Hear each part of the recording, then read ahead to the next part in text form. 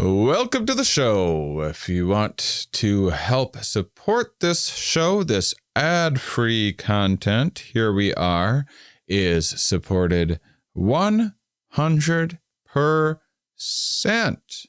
by Patreon supporters. So head over to patreon.com/Shane Mauss. That's how we pay the editor. That's how I pay my assistant who helps out with social media and does a bunch of other stuff, including helping with the editing.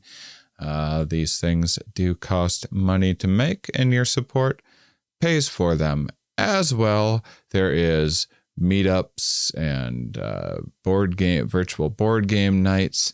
You can meet other Here We Are listeners. There's always a good group of folks. There's group overshares. It's a winter time when people are hunkered in a little more. We're doing more and more. Group overshare, by the way, is just I'm not great with small talk, so I just put together something where the point is big talk, and just sharing and stuff that you don't normally share necessarily with strangers. It's a lot of fun.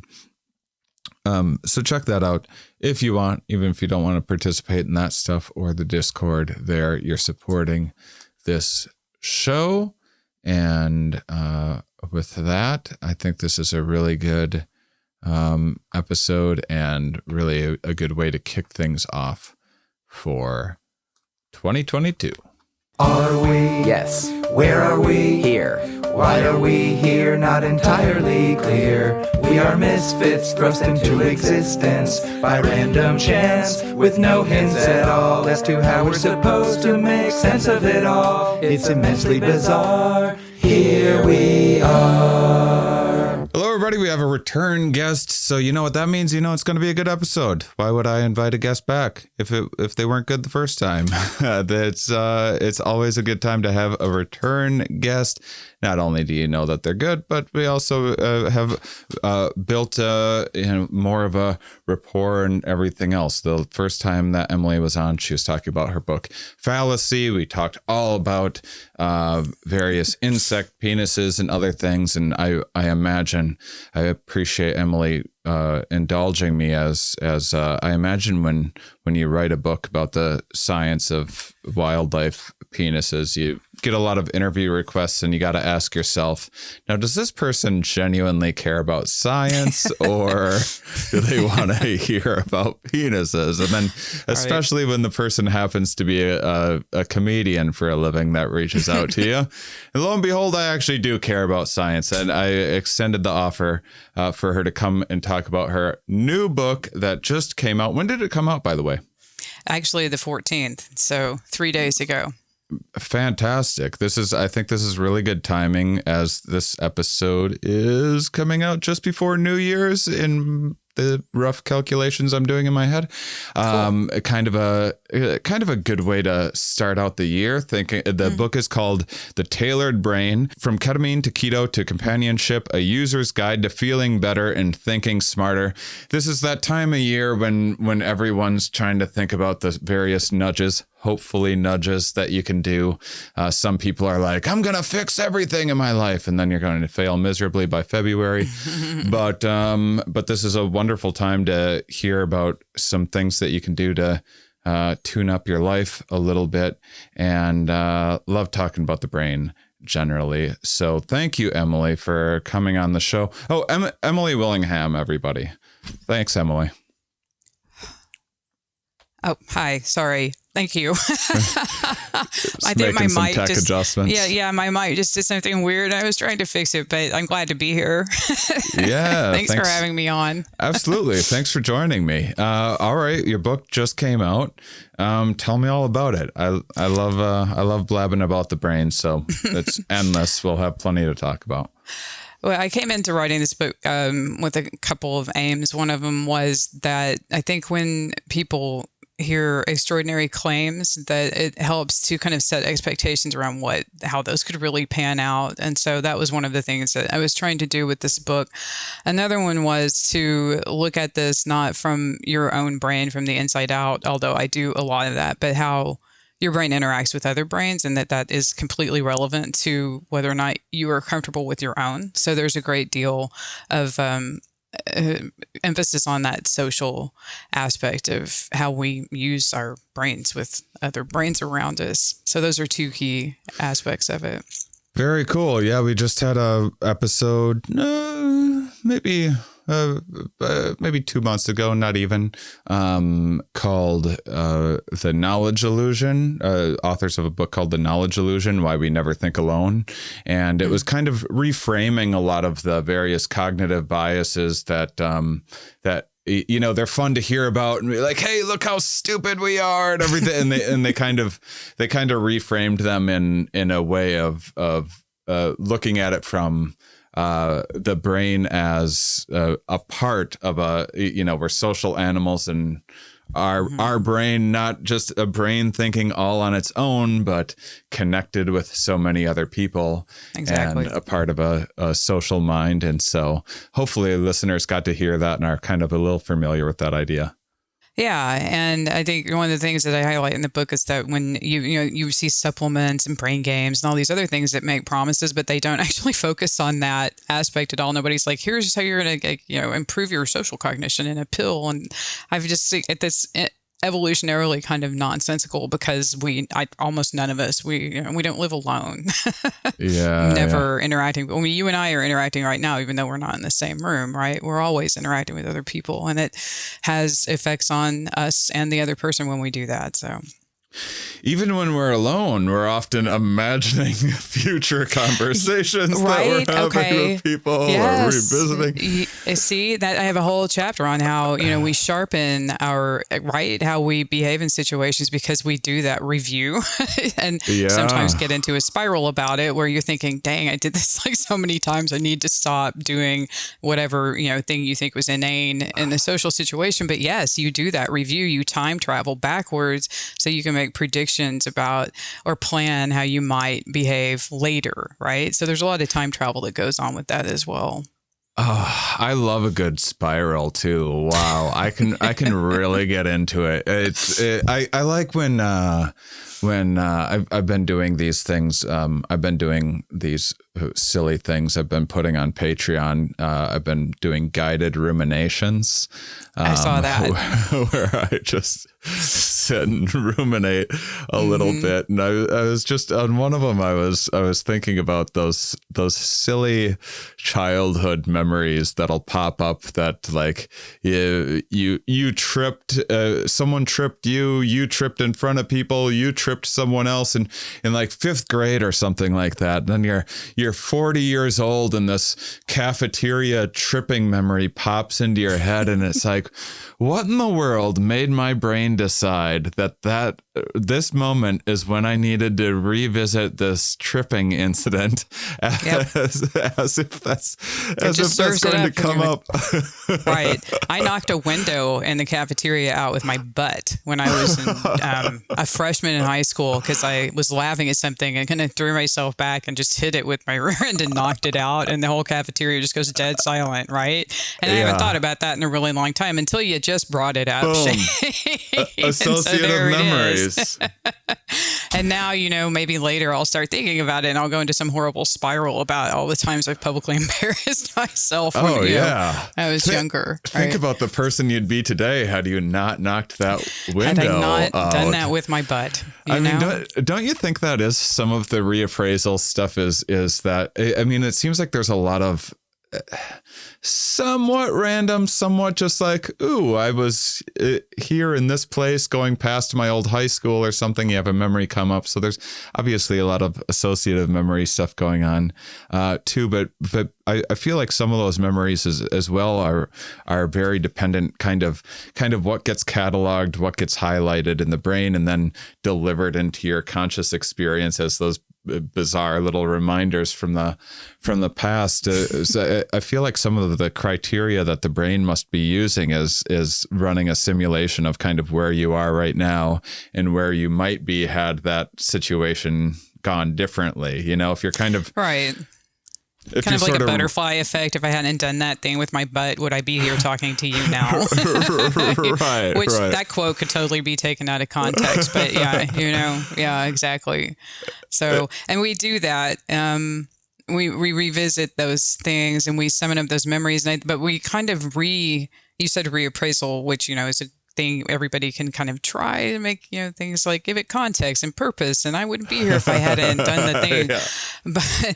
But also I think we kind of retell the story to ourselves, maybe in ways that give it contour instead of being just kind of this mess in our heads. And maybe we find that useful as well, because we're taking our perspective when we do it. We're taking the perspective of the people who may have been laughing at us. We wonder where they are today. All that kind of thing. Probably in a gutter. Well, I hope not. I'm kidding. I know, but it's all very social in the end, when we're doing that.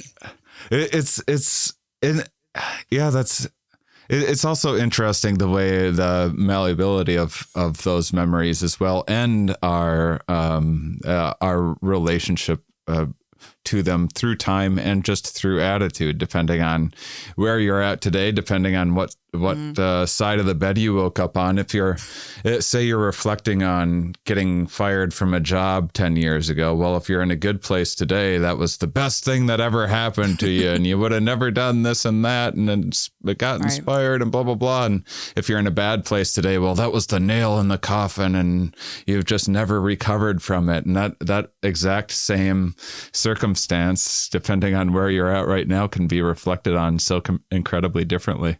Yeah. And that's, it's situational, which is one reason that resilience, which people talk about a lot, is also situational. It's not like we all have some sort of inborn threshold of, resilience with which we can put things. And it changes for us from day to day. And we have one day we have an experience and we are very resilient to it. And we just bounce back and we're like, I'm in a good place. And then we get a very similar experience a year later and just be devastated, right? And take a lot more time to come back from it. So, yeah, so much is situational. What's going on with resilience? Boy, I could use some more of that stuff. I'm real quick to throw in the old towel. I'll give myself that. It's like a real kind of like athletic ability, like just very fast reflexes. I can throw in a towel on spin of a dime. No, what's the expression? Drop of a hat. A drop on of a hat. Dime. Sure, I think people just turn on the dime. Turn right? on a dime. I don't even know where that.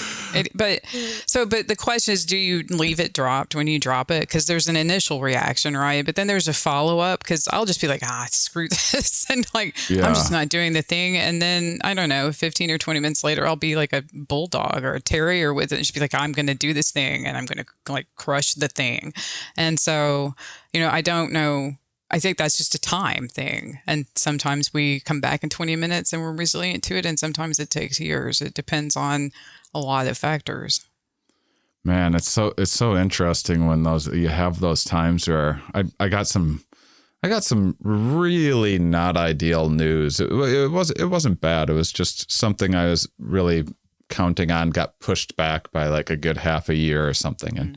And it just, something about it freed up my mind in this way, and it gave me a clearer path forward in other things. And I just had such a positive reaction to it. And I've been inspired and everything else ever since. And then, I'll just like have a shoelace break one day and be like, oh, what's even the point?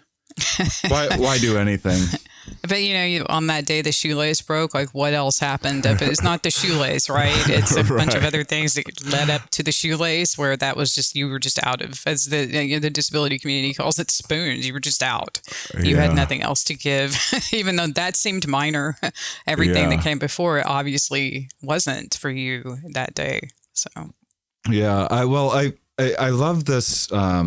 This is especially good timing for this book because all through COVID, and as I learn about some history of past pandemics, this tends to be a theme of there's a lot of interesting things psychologically that happen.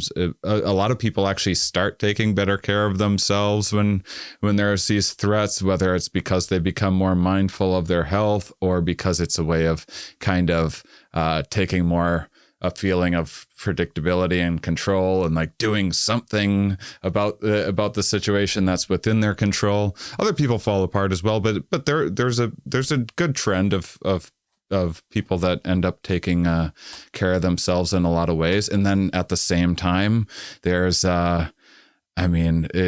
through history, you can find all these crazy ads for just various supplements and snake oil type things being peddled during every pandemic. And I it was probably, who knows if this one's worse because of the internet or anything, but it's the first pandemic that I've been through, and it's been real eye opening in some of the wellness communities and stuff, especially in terms of I think one of the things is that there's some people that are like, hey, there's all of this, we can learn more about what's happening, and we can, be enthusiastic about medical and scientific developments. And in addition to that, here's these supplements or this exercise routine you may want to try or whatever. And then there's other people that, view kind of the establishment as their competitors and kind of say, well, you don't need any of that stuff. You need my thing. Come and get my vitamin injections or whatever else, which I was just offered a couple days ago. But did you take it? Did you go get the vitamin injection? No, I got offered a bunch of like a supply of, like, I don't know if it was B12 or something like that. I looked into it and it seemed like it seemed like something that's more beneficial to older people and vegans and people that are deficient.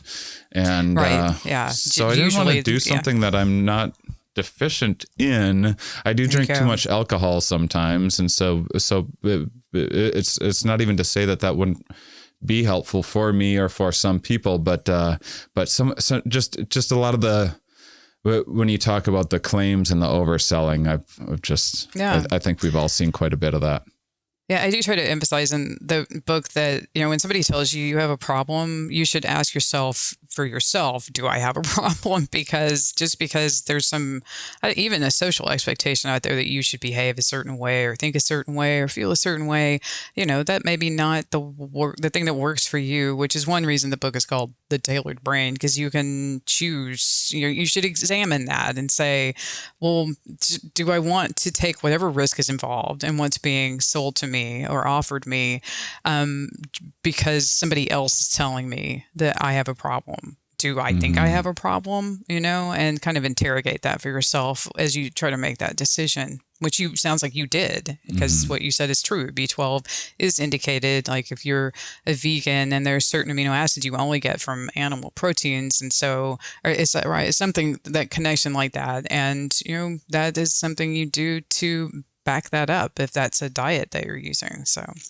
yeah, but and then I'm just skeptical of putting something in that I'm not deficient in, and that without looking into it, without like, I'm sure someone listening would be like, that actually knows what they're talking about, would be rolling their eyes at me right now. My intuition was like, it's like the chapstick idea or whatever. And I don't know if this is true either, but I just feel like if I use chapstick, then I'm going to need chapstick forever. And my lips are always going to be dry if I don't use it. I'm sure that's not the case with vitamins, but it's an interesting point. And it kind of, if it ain't broke, don't fix it. So the first question is, you have to decide for yourself, well, do I feel that it's broken? Like, and, right. I think the indication for those shots is that, yes, there's a deficiency and you're, kind of making up for it with the shots. And if you don't have that, maybe you don't have an indication for it. Yeah. It wasn't a doctor that offered it to me. It was just someone that's kind of into various My mother's fads. A huge B12 fan. She's always offering me B vitamins. She's like, have you tried B vitamins? I'm like, do. I love her. She loves B vitamins. So what sort of research did you do for this book? Oh gosh, I started the research for this book before I started the book about the penis book, as I just now have come to think of it. And so I started it. Well, I mean, first of all, I have a doctorate in biological sciences, and I've done some work, studies involving the brain. So, I mean, there's a training there. I've taught anatomy and physiology, a bunch of things like that. So I have this background coming into it. But for this book specifically, I started that research really intensely a few years ago, and ended up going through, I tried to count it up the other day, but it's 4 digits number of studies that I looked at, and ultimately included a few hundred that I cite in the book, because you've just got to choose some things, right, to focus on. So I tried to focus on things that have the most recent evidence-based or studies addressing them, and that seem to be kind of the most popular, or that people are kind of most interested in when doing the book. That's...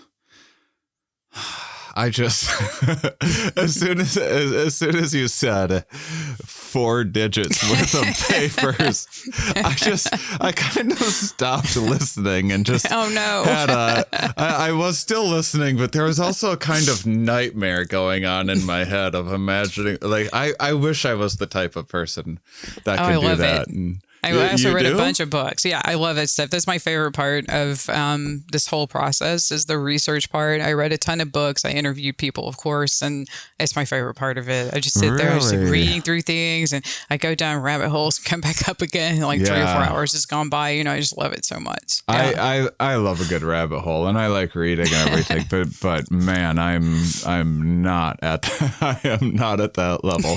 I'm finally after 8 years of doing this podcast, fairly comfortable around a paper, but even that, I wasn't college educated or anything. Took some time, even reading the things to start with.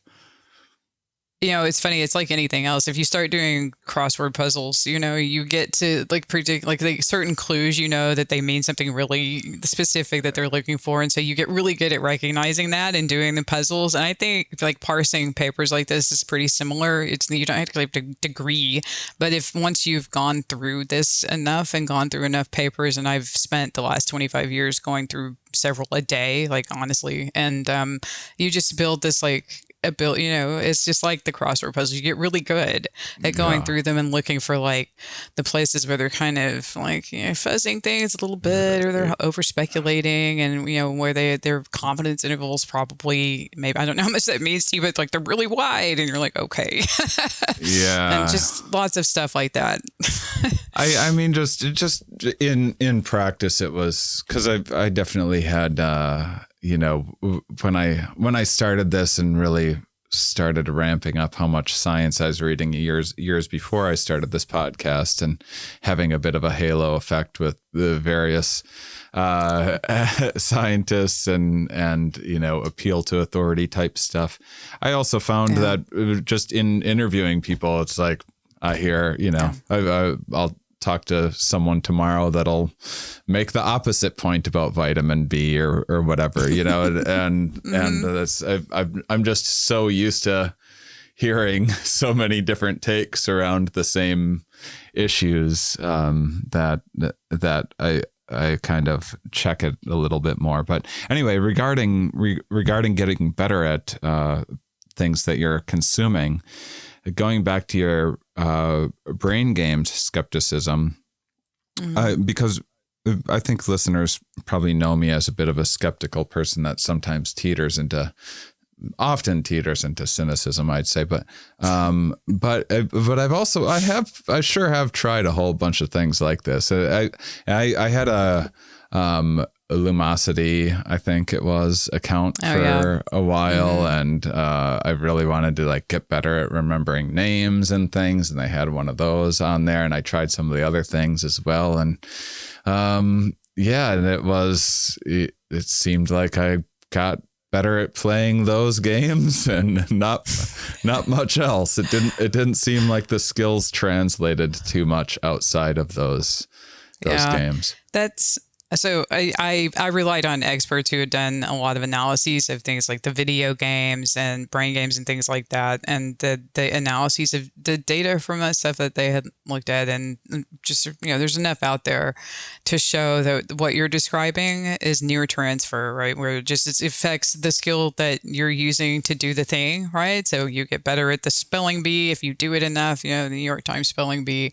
Do you do that at all? Do you do the spelling bee? No. At all. If your listeners do, they'll should. know what I mean. If you see a D and an E in the spelling bee, you know that you're going to be a crap ton of words in that end in ED. So you just start like thinking about all those. So that's a skill that you made from doing the spelling bee. And so the same thing applies for those games. You get better at that, but there's not far transfer where it generalizes to other facets of your thinking and your cognitive capacities.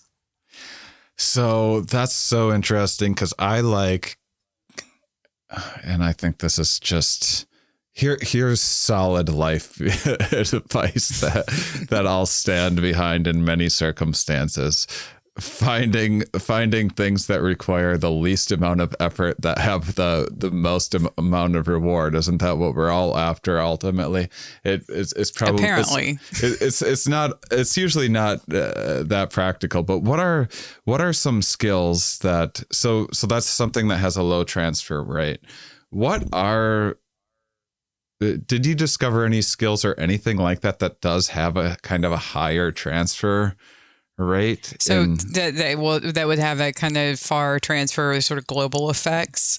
I did. And unfortunately, it just takes, it would require some effort. But the thing is that I think we want something that's easy, like you just take a pill and you Bradley Cooper all of a sudden and limitless or whatever. But there is some gratification and satisfaction in working for something and reaping benefits from it. So I'm just going to predicate what I'm about to say with that. Right. And then, right. And so there were three things that I found. They're all extremely accessible. And this, by the way, is what you can do yourself. This doesn't go into the clinical realm. Like if you're clinically depressed, please go consult a specialist about that, right? If you feel like you might be. But these are things we can all kind of access. Physical activity. And I think there are layers to that. It's not just go outside and run 3 miles and you're good to go. There's a lot going on when we talk about physical activity and the effects that it has. It has some biochemical, physiological effects that people have, they're pretty well established and the evidence base was good for it. And then you have to do a lot. You don't have to go run a marathon. You can get in a half hour, 40 minutes, a few times a week of walking. And then if you add in to that, either some kind of practice like you're walking in nature and doing it in sort of this mindfulness kind of way where you are sort of focusing on the world around you and taking it in and appreciating it and you're in the moment and doing all of those things that are related to that helps as well. Or if you do it with a friend. Because as a species, we evolved. There's a really interesting hypothesis out actually that we evolved doing physical activity with each other because we worked together, right, to get food and to rear children and to do all these other things. Yeah. And as we were doing those physical activities together and, sharpening our social cognition, our ability to, do these things socially, this kept our brains healthy for the longer lifespan that we have kind of as a species, which is oddly long. And we're one of the few species that lives past the reproductive period. And, there's a hypothesis, the grandmother hypothesis is that we do that so we can care for little people with our genes and keep both the little people and our genes alive, right? If you have this interaction with that social responsibility and the physical activity keeps your brain healthy enough to do it well, those two things go together. So take a friend when you walk. That's interesting. In nature. And my intuition, my default and how I kind of think about my identity is someone that's a bit of a loner in a lot of ways. And kind of, I just generally like doing things by myself. But yeah, Same. that's something that's definitely worth noting. I do like going on hikes with friends and stuff. Can we go? This is going to be just a little bit of a tangent, but it's just a nice opportunity for reminder for ways to think about life that I like. Let's go back to the grandmother hypothesis quick, just because this probably isn't in the tailored brain, but it is also relevant to the fallacy book in some ways. So I love getting my audience thinking about evolution. So the idea is, so we take it for granted that we live past these reproductive years, but evolutionarily that doesn't make a whole lot of sense, right? That's something that kind of needs to be. Yeah, the idea is that if you're not reproducing, then natural selection doesn't have anything to act on, right? Because you're not directly passing on gene variants any longer. So why would we be still hanging around past, menopause or just into old age, or regardless of what kind of gamete you make? Why do we live so long? Mm-hmm. And that grandmother hypothesis is one of the. It's not, it's not a theory. It's not something that's grown up and become a theory, but It is a hypothesis that, some people have tried to counter. It's not 100% accepted or anything, but it's a plausible explanation in my mind. Yeah. Yeah. I love that. I love thinking about things in that way, because it's also sort of an explanation, speaking of kind of wellness, instead it's a potential explanation for various things like cancer, Alzheimer's, things like that evolution doesn't really have a chance to act on, because you've already reproduced by the time that you have those things arrive. Yeah, that tends to be the case, right? So there's not a whole lot you can do about that. But I mean, ultimately, if we survive childhood, we on average do tend to live quite a long time and quite past our, capacity really to reproduce or really interest in having more offspring for that matter. And the group that hypothesized this is their idea is that when we do physical activity, we do harm. I mean, physical activity causes harm to the body in a sense, because we're breaking down muscle. And Daniel Lieberman, by the way, is one of the people who has talked about this idea, and he wrote this book about physical activity just this year, actually. Anyway, we do these things that are kind of harmful. We create oxidant molecules and break down muscle, but that exertion of doing that, our bodies are like, whoa, look at the oxidant molecules. Got to do something about that. And so they respond by cleaning those up with antioxidants and mopping up those damaging molecules. And when they do that, this hypothesis goes, there's a bit of an overcorrection. And the way he described it to me is like if you spill something on the floor and you clean it up, but then the floor ends up cleaner than before you spilled something, right? I thought that was such a good analogy. I just loved it. And that creates a bit of a health buffer zone for us for other insults that come our way. So physical activity just sort of primes that for us, according to this hypothesis. And that gives us what they call a healthy brain span. No, a brain health span that goes, maybe the length of our lifespan past those reproductive years. And that makes us both physical activity and that brain capacity. We take care of these younger people and contribute to keeping those little gene variants alive. Amazing. So that's one of the things that is just one of the bigger selling points for me for exercises. When I do get in the habit of being more active, it just feels like my brain's a bit more active. It just feels like I'm in a little bit better mood, potentially more creative, potentially a bit more productive, have a bit more energy. Usually the stuff that I'm like, I don't have the time to go and spend an hour or two or whatever working out, typically ends up adding quite a bit of value for that time spent. And so it's nice to hear some of the potential mechanisms at work that are going on there. It's interesting you're talking about the obstacles to that, because the way Dr. Lieberman described this to me, exercise is it's artificial. It's not natural physical activity. We're not doing it to get food or to take care of other people or anything like that. We're doing it because we kind of think we have to. And I think if you add in another person or you add in nature to that equation, it feels more like kind of the physical activity that, we just do kind of spontaneously and always have as a species, but technology is kind of taking up those duties for us, right? And so as that encroaches on it, we have to keep creating physical activities for ourselves. But I think if you add in another person or experiences outdoors, which is how we evolved, right? That feels a little more natural and less of a burden to us. And what you just said about mood and all that kind of thing, the studies show that yes, it has these benefits for all of that. Yeah, I love thinking about these things in an evolutionary perspective, because there's a lot of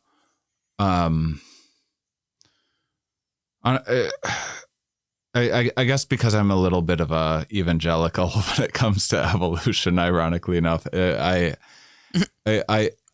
tend to be a little bit flippant when I hear kind of top down thinking, and when I hear kind of global health issues blamed solely on like culture or these corporations or too much junk food or whatever, and what I almost never hear is these evolutionary explanations of, well, you evolved these certain taste buds that are now kind of being hijacked by modernity. You evolved to not just run on a treadmill for no reason whatsoever. That's energy you would have needed. I hate it so much. I hate it. It's so, do you know Herman Poncer by chance? That sounds familiar, but don't give me a pop quiz. You should check into him. He's at Duke. He's great. Evolutionary anthropologist. Okay. He just wrote a book called Burn, a lot of the evolution of human metabolism type stuff, and fantastic communicator. But he was talking about I think it's these Hootie people. I think it's the name of the tribe that he. Is it Hamza or Hootie? I don't know. Okay. Hamza or Hootie, but either way, they do the persistence hunting. Have you heard of persistence hunting? Where it just goes on for a really long time. You go to I love telling people about this because it just blows my mind. You go out, you're in the like African Sahara, you go out in the middle of the day, the hottest time you can, and you can't run down some big gazelle or some mammal, some large antelope or something like that. You can't run it down. You can't sprint faster than it. Yeah. But because humans can sweat, we have this natural cooling mechanism. So if you just with a team just kind of keep jogging over this thing, and these mammals, they need to cool down through breathing and panting, and there's something about running that stops their lungs from being able to function to full capacity. And so they just chase down this thing for like just wear them out 4 hours in the middle of the day till it falls over, and then they stab it and you got a meal. And that's what you got to do to eat and to get meat. And if you can imagine those guys coming back for exhausted after a day of that, and then just seeing someone on a treadmill, just running in place, right? Just for fun, like what? Just because they think they have to, right? Yeah. I know. Imagine being able to do that activity instead because you have some purpose to it, or it just feels like something fun to do. I hate treadmills so much. So I'm very anti-treadmill. No, that's an example of just that's physical activity for a thing instead of because you just feel like you have to. Which is hard. So it's just I'm not saying like McDonald's isn't complicit in masking whatever harm or whatever their products may be doing, but there's something that I find so few people hear about is why we have a preference for these things. Right. I mean, they're first place.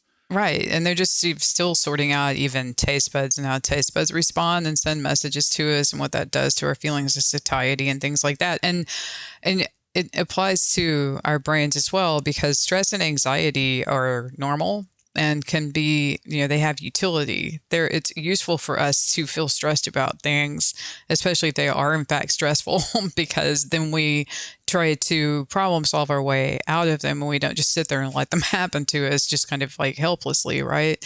And anxiety is something that keeps you alert to what could go wrong, which if you're doing what you just described, I mean, there's a lot, you've got to have some alertness about being out in the sun for 4 hours, tracking some ungulate across, savannah or something.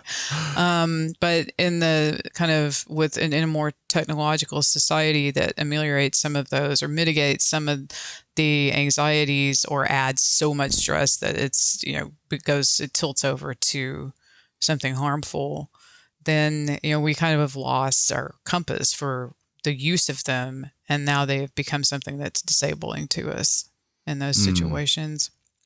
I mean, I do think this is some of the value of sports and more recreational type things where I do think you are able to make use of an actual drive that evolved, that exists inside of you, which there was a lot of pressure to compete and play fight and gain status and do these various things throughout our evolutionary history, and whether it's jujitsu or I play pickleball a lot, or rock climbing or whatever else. There is that feels to me like tapping into something much more evolutionarily intuitive and natural than say a treadmill or that's a good point. And it's social.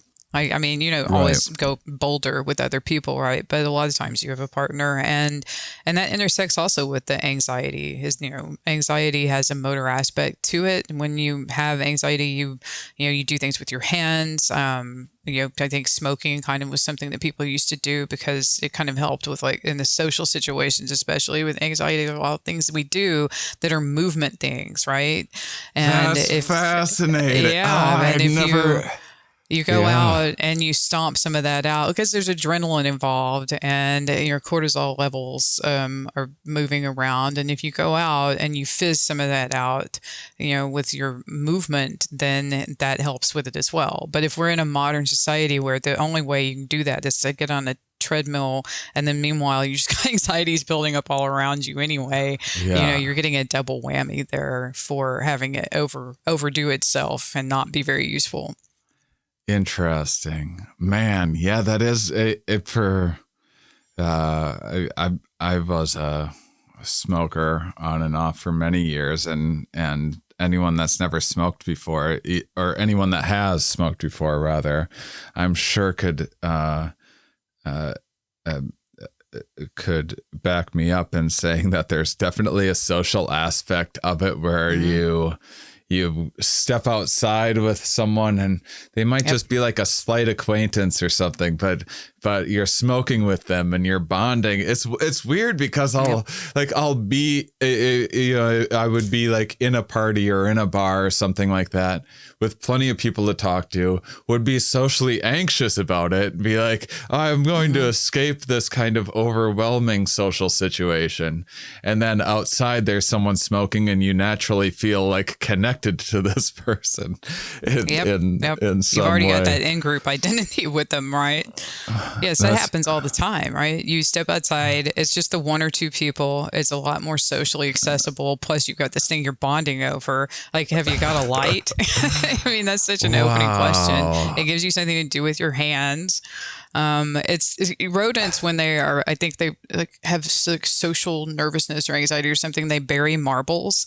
And I sort of think that is one of our versions of burying marbles, and also looking down at our phones and pretending like we're super busy with them when we're just like completely befuddled socially, like in a room full of strangers where we're supposed to be circulating, is another kind of version of that. Yeah. It's, wow. Oh, that's fascinating. And that's, by the way, this is not a pro-smoking campaign. This is more of a... No, not at all. Get a fidget spinner. Well, this is just going back to the point that we're making of like, yes, let's be mindful of whatever cigarette company or fast food place and everything else. But let's Right. also figure out why in the heck we are driven to like this thing in the first place. Right. Because I think Well, they're hijacking your reward pathways, right? And they're just Right. giving you that ping when you do it, and then it also sort of facilitates. Well, that smoking thing, would facilitate that social interaction. It's just like drinking alcohol does the same thing. It lowers a barrier for people so that they can engage, which kind of has a utility. If we're supposed to be able to engage socially, and that kind of makes it easier, like within reason, there's a little bit of utility to that for us. Just not supposed to overdo it. So this is, I tend to, if I were a better host, I would have you present what you think are the strongest points of your book. But I'm a self-indulgent host, and I love asking about things that are very self-serving. And one of my big things that I'm always thinking about, and probably it's possible I'm just too hard on myself and that about it, and it makes the situation worse. But considering I got the hour wrong that we were recording this, you're familiar. I'm so disorganized. I have such terrible. I'm not just like, oh, everyone thinks that about themselves. It's like every relationship I've ever been in, anyone that knows me, any friend of mine, it's a situation. Like people are used to it. They're like, it doesn't drive people as crazy once they get to know me, but it drives me crazy. What are some, and now we have medications, we have various different, prescribed life hacks and planners that you're supposed to. I was just talking on my Discord with some fans about daily planners and how so many of us start a year. I'm going to get a daily planner, and sharing how many of these daily planners that we've bought and then never maybe used for 2 days and then buy another one the next year. Right. So what did you come across in terms of any of that? Some of the organizational, some of the focus skills. Yeah, that's a good question. I like it because I actually have kind of a similar problem, yet I come across as being kind of extremely organized. So I can explain that a little bit. There's a field of study called neuroergonomics, which just sounds terrible, but ergonomics is making adjustments in your workplace so that you don't have pain and illness and stuff like that. Your chair is right for where you put yours. You don't get carpal tunnel and that kind of thing. And this field of study, people who are academically interested in it, they're looking at like what happens when pilots get overwhelmed by everything going on around them, so much so that they don't notice alarm signals going off, right? And so they need some kind of machine support that says, oh, there's an alarm, or haptic that like rumbles, and lets them know that they feel that the alarm has gone off. But we can kind of dial that back to less serious situations for ourselves, and use technology, and even not use other people, but kind of coordinate with them or complement each other to support one another in situations like that. So one of them is just simply forgiveness. If people know that you're somebody who just is kind of on your own time and this is an acknowledged situation between you, then you've got a friend who gets it, and they're unlikely to just get incandescent with you about it, and they will just forgive you. That's fine, as long as it's not a situation you're just abusing as an excuse to not show up on time. But I have trouble remembering things. I always have. Like I'll go speaking of rabbit holes, get so far down a rabbit hole, I'll forget that I'm supposed to pick up a child from school. One of my own children, at 3 p.m. I set up alerts, and I have a lot of them. And because you can also become immune to alerts, I have another technique that so far has not failed. The alert sends me a Gmail, and I put it at the very top of my Gmail box as unread, because after 25 years, 30 years of email, I still have not reached the point where I will not notice an unread email at the top of my inbox. And so it sits there, it's bold-faced. I will look at it every 2 minutes and go, oh, an email, like just over and over. And every time I'm like, oh, I have to go pick him up in a little bit. They're just, you have to come up with your own ways. You can't buy a daily planner the whole world uses and just expect that's going to work for you necessarily. For some people, it you might. have to find your own things that work for you. It probably does. I would not be one of those people because I would forget to look at it. Right. So it has to be something is going to be in front of your face and is going to let you know at the right time what's going on. I keep my to-do list in my Gmail inbox. I send myself an email, and then I open it as like though I'm going to respond, and then it stays as a draft. And that has a little red word, draft. And just visually, I'm always like, oh, a draft. And I go look at it. And that's how I maintain my dynamic to-do list every week. I can change it, drop in links, reminders for each day, all this other stuff. Just sits there, unsent, says draft. I notice it because it's red. Interesting. You just have to come up with kind of your own things for that. No. Oh, I love that. Well, it's I mean, I actually thought the pilot example is a really nice one because there's a lot of have you read the Checklist Manifesto by chance? No. It doesn't. It's like it's like a science-based self-improvement book about checklists and how they get used in various domains like hospitals and flying and stuff. And do you use? Oh yeah. Oh, I know what you're talking about. Yeah. I do know that what you're talking about.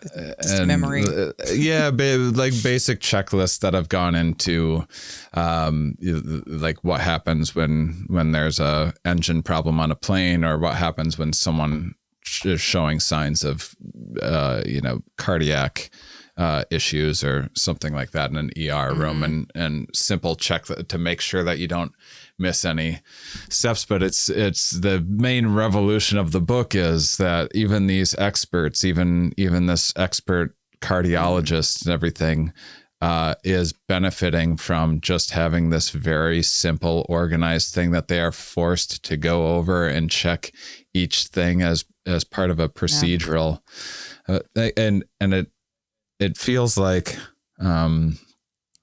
it feels like there are little simple things like that when we find them for ourselves, it can make the complicated chaos of life a lot more manageable. Yes. Those two things I just described made a huge difference for me. Yeah. So but, somebody else just might find them worthless. So,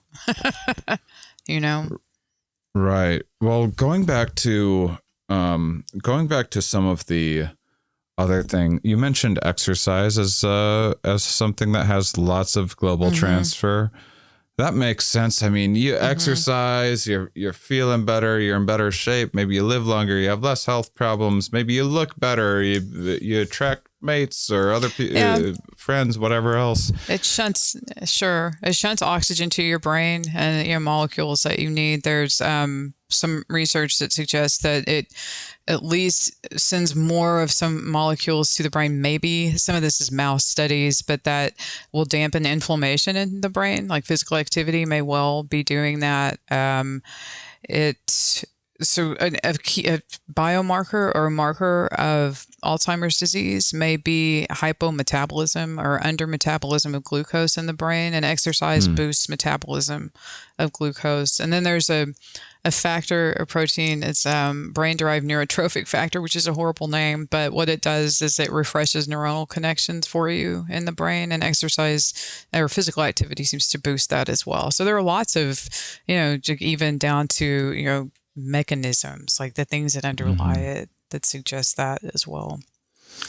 So exercise is a great example. Do you have any other any other examples of kind of global transfer things? The other two were mindfulness practices, which I came at. So my the publicist people described the book or my writing in it as agreeably cynical, which I thought was kind of funny. I thought that was pretty observant of them. And so I did come into, especially mindfulness practices, as like agreeably cynical about them, just because I think some people intuitively get what they're going to do. And some people are like me and just kind of too impatient, or they just, I didn't dismiss it out of hand. What I wanted to do was look at them and see, well, so many people swear by these. What's the evidence base? What do trials of these practices show? And it turns out that what trials of those practices show is that, yes, you do see improvement across a lot of facets of what we do with our brains, from mood to kind of just attention, lots of things like that, anxiety, stress. So it's a pretty global effect that has on us. Yeah. I was surprised. I was. That's wonderful to hear, because I mean, growing up, something like meditation, I guess, just seemed a little silly to me, which is contrary to our exercise point. There's ways in which our social lives actually get in our way a little bit when we care about other people's judgment and what they might think of a certain behavior or what we look like or something. And I'm surprised I didn't get into it sooner. I'm also surprised I don't meditate more often than I do, because you don't really have to twist my arm to do nothing. If a lot of people can't sit still, need to be working on things, I'm like, I'll do nothing. And so if the worst that I get out of 10 minutes of doing nothing is nothing, then I'm like, all right, well, that was a good chunk of nothing. And it does seem Are you really doing nothing? Because from what I found, what you're really doing is keeping yourself from going into that rumination spiral, right? You're like, and you click yourself out of it, which means you're using attention and you're using executive function to say, you started going down in the spiral, you better stop that. You're using both of those other aspects of your thinking processes, and so use it and, get better at it, kind of thing. So I guess it feels like nothing because you're not moving around, I guess. But in your brain, there are things, apparently, I have learned, there are things going on. I wrote this during the pandemic, and I started using a lot of those things. And I think that it helped me a lot through some of the terrible stuff. Did you have a practice that you took to that worked for you? So I just made one up because, again, I'm just kind of impatient. So my practice was this: if I felt that I was spiraling, I used both of those networks I just talked about to go, oh, you're spiraling. Stop, look around, look what you're doing right now. In the moment, that kind of thing, just really putting myself back into just this moment. And I kept saying to myself, and maybe this is a little dire, but, if I were going to kick the bucket, like in, 2 hours from now, I wouldn't want to have spent those last 2 hours just, in an anxiety spiral. I would have preferred to have spent them appreciating what was going on around me. That was great right then during that time. Yeah. That bringing attention to those when the mind goes off and does that is interesting and creating space. I feel like curiosity is such a important element in mindfulness, and I consider myself to be a pretty curious person. And at the same time, what I've never really thought that much about before is, what is curiosity? Like what's going on there? What's the utility of it? It's a reflection of openness. And when you're showing openness, that means that it interacts with being fluid in your thinking, and you will take in information, and that helps you kind of reconfigure a worldview, or you integrate that information into what your worldview already is. And so you update your learning and you gain wisdom and experience from it. It's really helpful. Curiosity is an amazing thing to have and to actively try to use. What's some mindfulness research that grabbed you that you thought was some of the more convincing or Right. They do have some randomized trials where they have people who have no experience with it, and then people who have a great deal. And what they were doing is that a lot of these, they were giving them surveys about, how is your mood, your anxiety, or whatever. And then also in some of them doing imaging in real time. It's functional MRI, which if you've got to do a lot of controls for it to be valid, but they would see kind of a reconfiguration of some brain networks in people once they started these practices, and then see improvement in like symptom scores and things like that on scales of measuring depression, anxiety, even I think attention and executive function as well.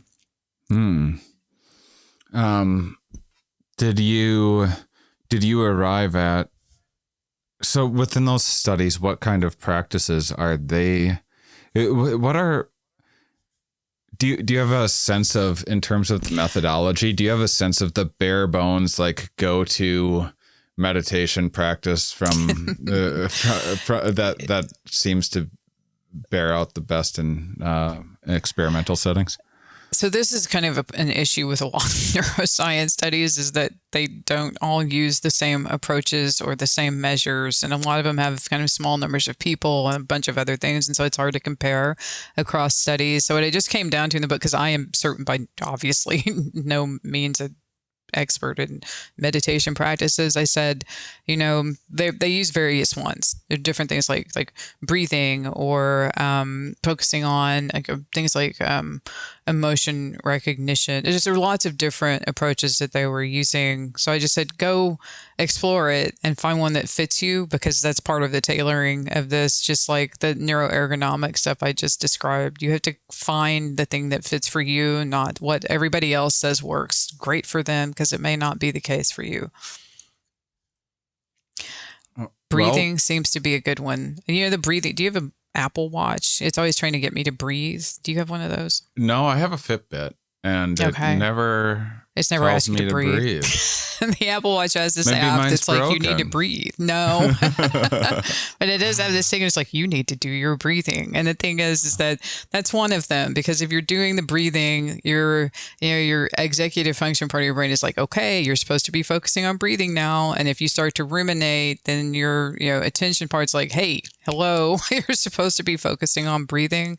So that's a pretty low bar to access, I think, just to do breathing practices like that. You don't need an Apple Watch. You can just, what is it, just reminding you randomly, intermittently through the day, or I think it might have just been something I don't know. I think it's something I never turned off. It just kind of came with it. And so every once in a while, it's like, hey, it's unpredictable though. I'm not good enough with the passage of time to know if it does it on the schedule. Sometimes I'll think, okay, I'll breathe. But most of the time it's like a lot of other little alerts that come through. I'm just like, oh, I can't breathe right now. Well, I guess I'd just ask, because as we're kind of talking about things with more global transfer. Yeah. That's one of the things with meditation, is getting beyond that. It's not just that 10 minutes that you spent focusing on your breath. You start kind of becoming a little bit more aware when you're spiraling or whatever else through the day, and you've changed your relationship to those thoughts. That's what they found, that people were like, oh, I'm doing the thing and figuring that out a lot faster. They're becoming, better self-indicators of when they were doing that and how to get themselves out of it. I've had that experience too. I've gotten better at it. I haven't even been doing it that long. So for the big three, we got fitness, we got mindfulness. And by the way, this is always like, for me, you kind of... I kind of need to hear some of the basics over and over again and said in different ways, because we've all heard, like, it's not like I'm unaware that I should exercise more, be more mindful, but man, easier said than done. And it is helpful to have these reminders and hear something phrased in a slightly different way, and it connects and inspires a little bit more. So what's the third one? Yeah, I agree with you. I know this everybody's like, yeah, okay, fine, physical activity. We know that or whatever. But in the book, I do try to put, here's the evidence base for it. And here are some of the real things that happen when you do it. And so the third one is social interaction. And I want to say, because my sister was like, what are you talking about? I'm not going to go hang out with a bunch of people. And I was like, I know. I'm an introvert too. I don't like to spend time with people. A lot of it, I like to be alone a lot. But you do have your intimates, right? The people whom you trust or whom you can spend time with. And so that is helpful. They show that if you maintain a social circle of friends, and especially if you do things with those friends, physical activities, that is something that gives you global benefit and some longevity of that health span for the brain. And there's a subset to it, which is storytelling. If we connect with other brains, like by reading stories that people have written, when you're doing that, you're putting yourself into the mind of the characters, right? But also into the mind of the person who wrote the story. You're trying to predict where they're going. When you're making predictions, you're actually latching on to a problem and trying to solve it. And you're looking for clues that get you to the solution.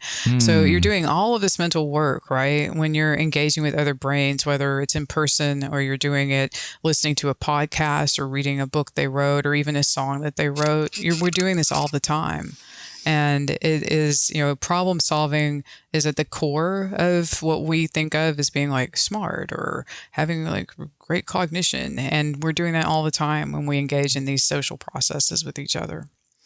That's really interesting because I probably read a fiction book like once every 5 years or so, maybe once a decade. I just always tend to gravitate towards science books, and I love doing research and going down rabbit holes as well. And speaking of needing to hear things said in a different way, that's that makes me inspired to have integrate some fiction into my reading list.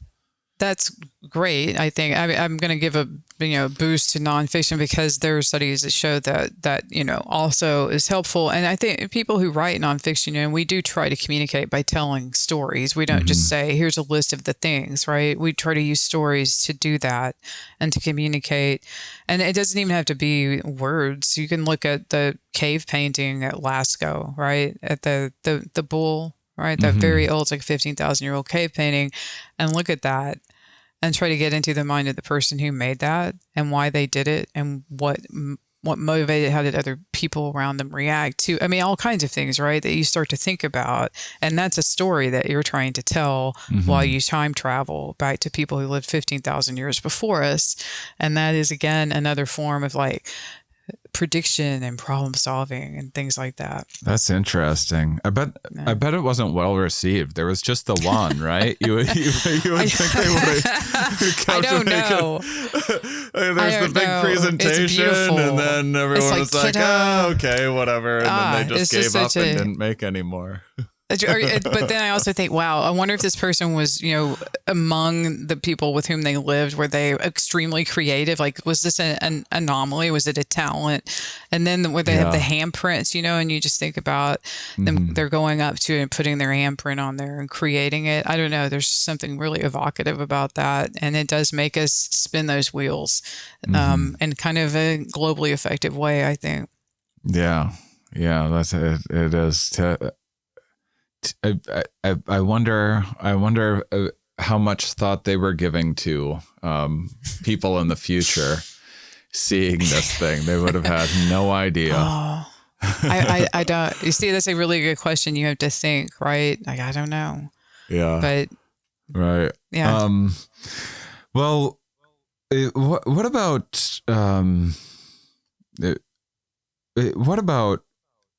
any?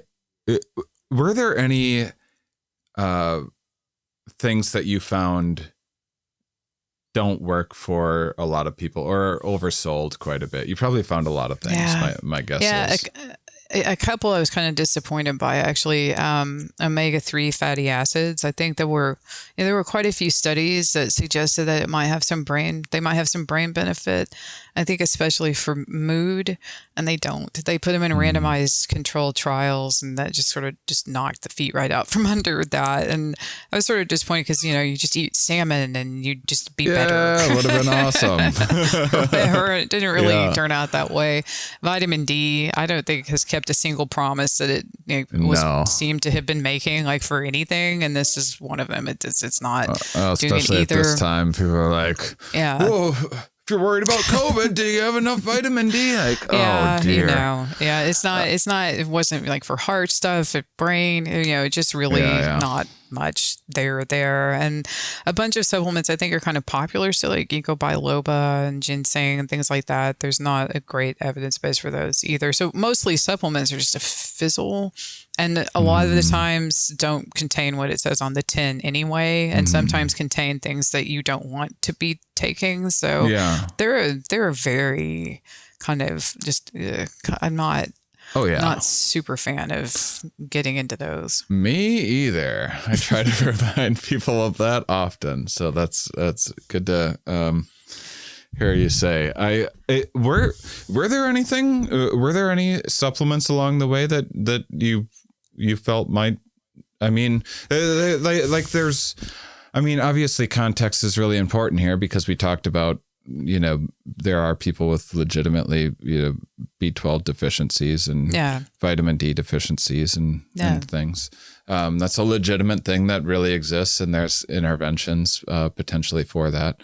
Was there anything that you found that would help the average person? So that's the thing. I don't think an average person exists, right? Like, even if you look at studies of antidepressants, they show there's an average effect, right? But if you look at the populations in those studies, the way it seems to shake out is that there's an effect for like half of them and then no effect for half of them. And so it looks like the average is a certain thing, but it's really like nothing much over here and a whole lot over there.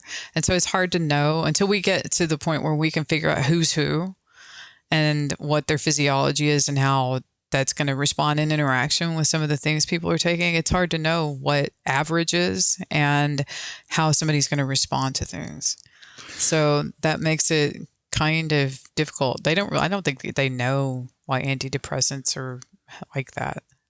Did you do anything about placebos and not even in a cynical way, but in like ways of triggering? I say over and over again on this show that I think in many ways life is about finding the placebos that work for you. Yeah. And there are so many, that I love placebo research of the using a bigger pill or having like the person with authority give it to you, or, doing these, like the heart surgery one, where you cut people open and don't do anything at all, and they get better than the people that either had surgery or didn't have surgery, and because they believe something happened to them.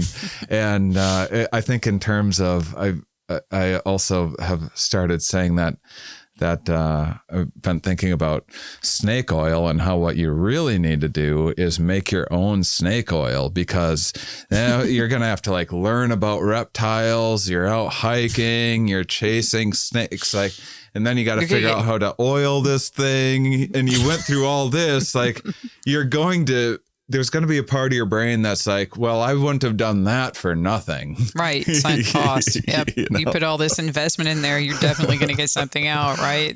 Even if it's just kind of a thing you made yourself. Yeah, I do have that. IKEA effect a little bit. Yeah. Yeah, exactly. I've been stuck in here for hours, so I'm going to buy some meatballs. There's one that probably you might find particularly interesting is what was called an N of 1 study. They had a few dozen people. Then each person was their own control. These people were they were not experts. They were experienced at microdosing. So they had this kind of microdosing regimen that they followed. And for this study, they had the people, they had these pills that were packaged into envelopes that the researchers packaged in, and some of them had their microdose in it and some of them didn't, and they were barcoded. And so every day they would scan the barcode and take what was in the envelope, and then report how they felt. And what the researchers found is that just as often, or maybe even more so, when it was just empty, there wasn't anything in the pill, they were reporting that they had felt something. And one of the people in the study was actually like, man, you actually managed to get spirituality in an empty capsule. That's so cool. And that's totally a placebo effect. All right. That's interesting. So I thought that was great. I wish somebody could do that for me, and I'd just be like, oh, that totally worked. I've always been really skeptical of microdosing as someone who very much enjoys psychedelics, and I do believe in. Although I've also had experiences where I've gone too far with them, but I've had plenty of transformational changes from big experiences. Because there's also, something's certainly happening, but then in addition to whatever's happening, there's also like a placebo effect attached to that as well. Even if there's a real effect, there's also a placebo effect. And so I have, I started with these microdosing with these gummies, and they like upset my stomach a little bit. And that's just, and so I'll take it before bed instead when I remember I'm not super serious about it. But sometimes I'm like, I think it's just because it's upsetting my stomach that I think it's working. And it does kind of make me, the next day I'm like, ooh, am I more creative today? And whatnot. The side effect is the effect. Yeah. In a way. That's interesting. That's some of the speculation with some of the antidepressants out there, too, is that it's like kind of, you're feeling something. Is it actually making you chemically less depressed, or is it that you are feeling like, well, something's happening in my brain, and that effect is then leading to? Yeah, that's hard to know, right? Again, because we just don't have enough precision medicine. I definitely, people are taking antidepressants and those they're working for them. Please keep taking the thing that works for you, right? But I don't know. They have done trials where the placebo effect edges up on any apparent effect of some of those drugs. So there's probably some there to that. Especially when you're like, hey, take an antidepressant for 6 weeks and then you'll feel better in 6 weeks. It's like, well, most depression doesn't last for 6 weeks, so you probably feel better. Right. That's another thing, is you kind of got to figure out, like, how intractable is it? How durable is that kind of mood disablement versus something that's a natural response to what's going on in the world around you, and just trying to figure out, when it crosses over into help. I need help. Professional help. Well, you have ketamine on the cover of your book. We got. I'm a real big fan of ketamine. I must say that in terms of like well-being, in terms of like making me a better person or something like that, I wouldn't say I've gotten a lot out of it, but super fun. Very much enjoyed the experiences. Easy peasy one as far as the experiences go. In my case, not everyone responds in the same way. Right. I've heard there's some research that indicates that it's actually people that have no prior psychedelic experience that have like a big ketamine experience for the first time, and this is like a very life-changing event for them. Right. Yeah. Apparently, if people have a psychedelic event that has some kind of spiritual aspect to it, like Jesus or Gandhi came and visited them, during it, that it makes it even more especially life-changing.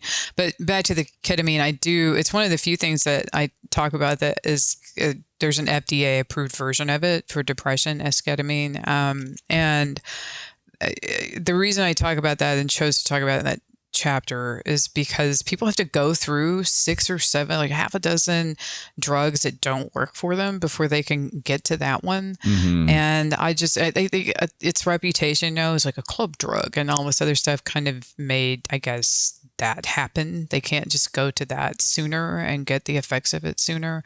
Right. So that's why I wrote about it in that chapter. But yeah, it just seems to have effects on mood that don't just come across as like some kind of major placebo thing, you know? Yeah. Well, and I should actually clarify just a little bit for listeners too. I first took ketamine, really fingers crossed that it was going to elevate my mood. Didn't, but I enjoyed the experience enough to keep doing ketamine like here and there somewhat regularly for like a year. Never felt like a mood increase, just enjoyed the experiences that I was having. And then had a long break. And then recently I started doing some again. And I've had a couple times where it just like it freed up something, and my mood was a lot more positive. And Interesting.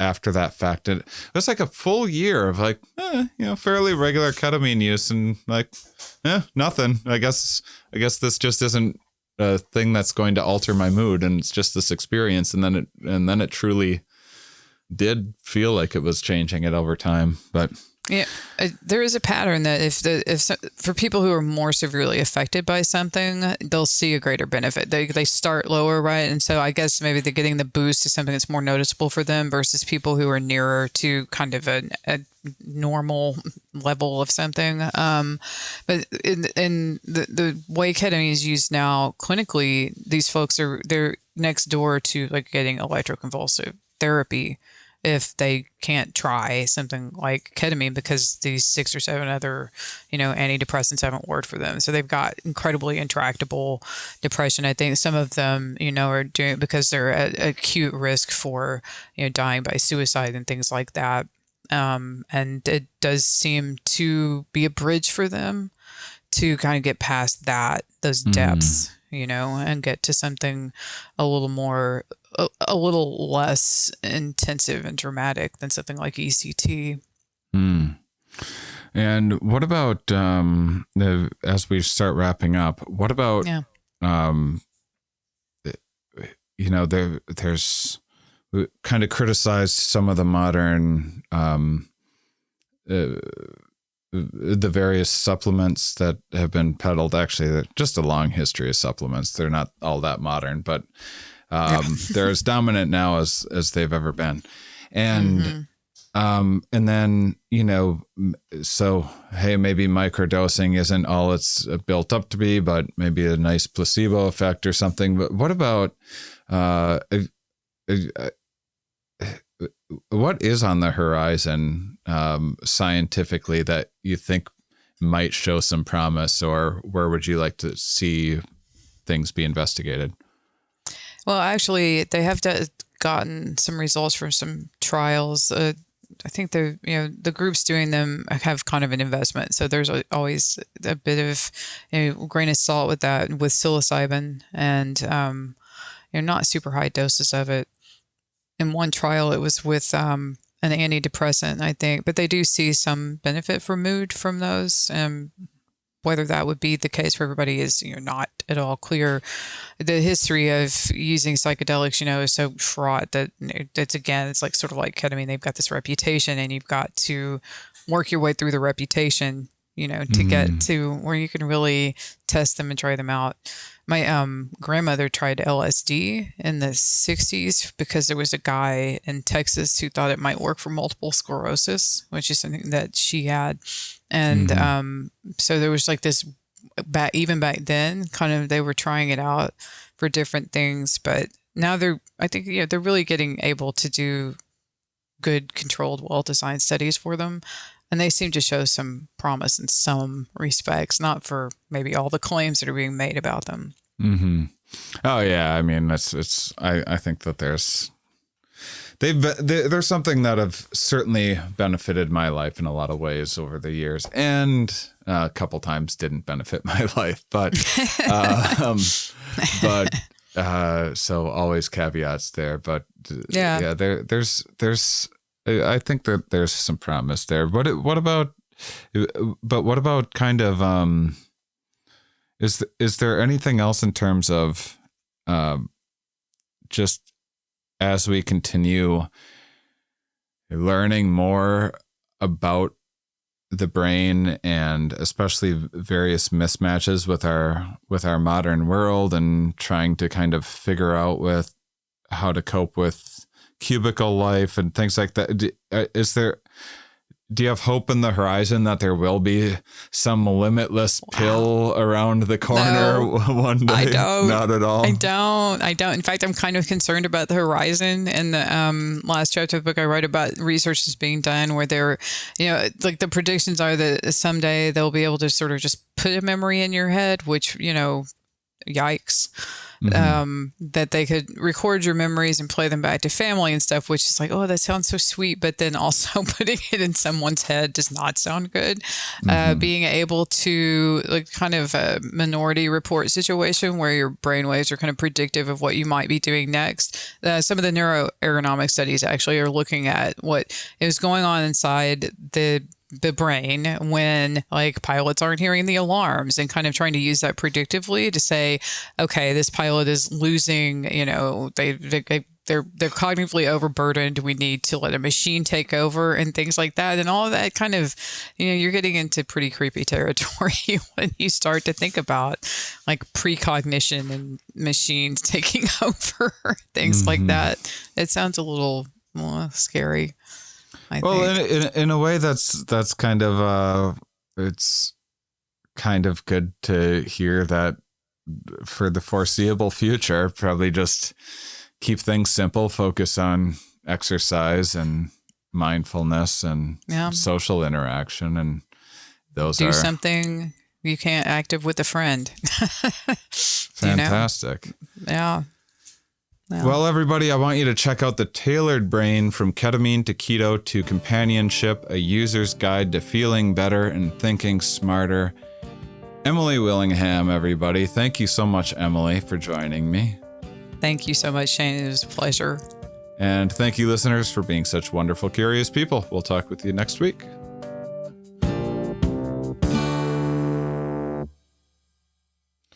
Hope you enjoyed this episode.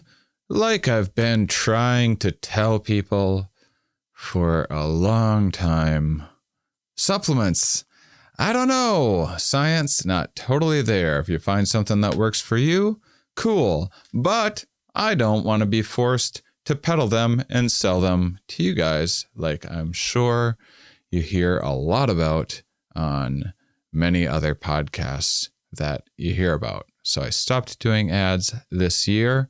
When I started doing this podcast, I never wanted to do ads. I eventually got talked into joining a network and doing ads, and I hated it. They wanted me to sell credit consolidation stuff and every other damn thing. And why? Why interrupt this show for that? For money, it wasn't going to be enough money for me for it to make sense anyway, and it just made me miserable. So if you want to support this show, you can check out Patreon. I think this is going to be the thing. I actually really enjoy Patreon. I like doing bonus things there. I like giving people the opportunity to support the show voluntarily. I know not all of you have the money to spend, and that's fine. I love that you get to hear this. I love that you get to hear it ad-free. And I love that those of you that do have the cash to support learning and hearing from all these great guests can throw a little my way if you like. If you don't have anything to give, you can always write a review for the show. You can always tell a friend how much fun this show is. Unless I change around some of the timing of things, next week's episode is all about butterflies. Whoo! A lot of really good evolution talk in there. Lots of, oh man, got some metamorphosis stuff we're talking about. We got changes in ecosystems and modern environments and habitats and how that impacts the various wildlife out there, how various insects are going to have their evolution shifted, some of the winners and losers and the knowns and unknowns. Really cool conversation.